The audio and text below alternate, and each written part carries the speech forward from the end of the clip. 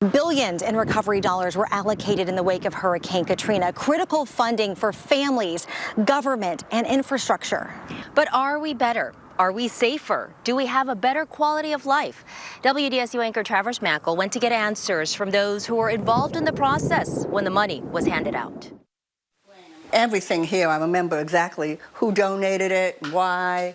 At the Floodhouse Museum and Levee exhibit in Gentilly, the history of Katrina is on full display. The house, a complete replica of a destroyed home back in 2005. The levee breaks, flooding, and travesty, a painful reminder of the hurt. Coast Guard in the middle of a rescue here. We have multiple families on rooftops. So many suffered in 2005. And I feel like it was last week, you know, everything that we went through, the feelings, the emotions. Sandy Rosenthal started levees.org after Katrina, a way to bring awareness to the area's recovery. I think the world knows what really happened. The world knows it wasn't just a storm. It was that these levees should have held. And after the storm, almost $200 billion was sent to Louisiana. Money used to rebuild, well, pretty much everything. This is a city that is unique to the world, not to the country, and it was worth saving. Jim Tucker was the Speaker of the Louisiana House of Representatives in the important years after Hurricane Katrina made landfall. We were cutting from whole cloth a pattern. There was no pre-Katrina roadmap or game book that you could pull out and say, okay, well, this is what we're going to do in this instance. Uncharted territory. Uncharted territory on this scale. The man tasked with leading the conversation and playing a key role on where billions of dollars would go. Did we spend every penny as best we could? No. Did we spend every penny best we could we thought we were doing? Yes. Were there things that I would do differently today? Oh, hell yes. But overall, we're moving in the right direction, and this city's a far better place on healthcare, education, infrastructure than it ever was before the storm. Tucker pulling the veil back on how lawmakers cut up that cash. The big yin and yang in the spending came down to, do you spend it on infrastructure or do you spend it on housing? And I think that we did a pretty good job of trying to balance that, but at the end of the day, the government was responsible for infrastructure. Housing could be done through private insurance. We leaned heavy on, when you think about where we spent some of those dollars in 2008, 2009, you think about the widening of I-10 all through Jefferson. That was all done with post-Katrina money. You talk about monies at the port to keep us competitive there. Other positives of money well spent. Dozens of new school buildings built across New Orleans and in Jefferson Parish.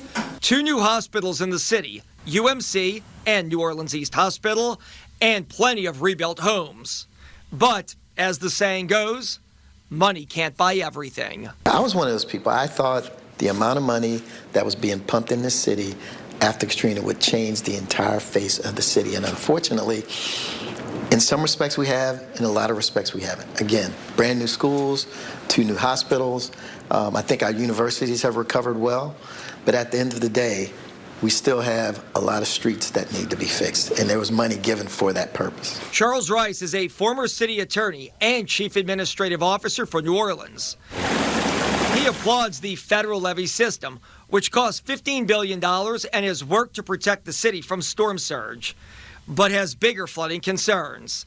Aging infrastructure and decade-old pumps, pipes, and turbines at the Sewage and Water Board. Could more have been done to help aging infrastructure back then? I think a lot could have been done. The fact that we still have the same exact pumps, or at least the same exact power system operating those pumps as we had pre-Katrina, is extremely disappointing.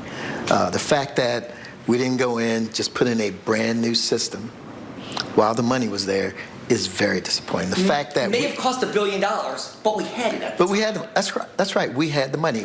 We could have done it. I agree, in hindsight, there was more that could have been done on the infrastructure side, but without more money, you would have had to take it either from a different infrastructure project or from the housing programs. The Sewage and Water Board was a beast then. It's a beast today that the next mayor is going to have to deal with. Positives and negatives from billions of dollars sent to the area after Katrina and how it was used. The history remembered here, and the judgment far from over. Money cannot fix everything. 20 years since the storm. Work ahead, neighbors to lift. a promise kept. Louisiana came back because we had each other. And we protected our culture. 20 years later, the work Still isn't done. we are still rising.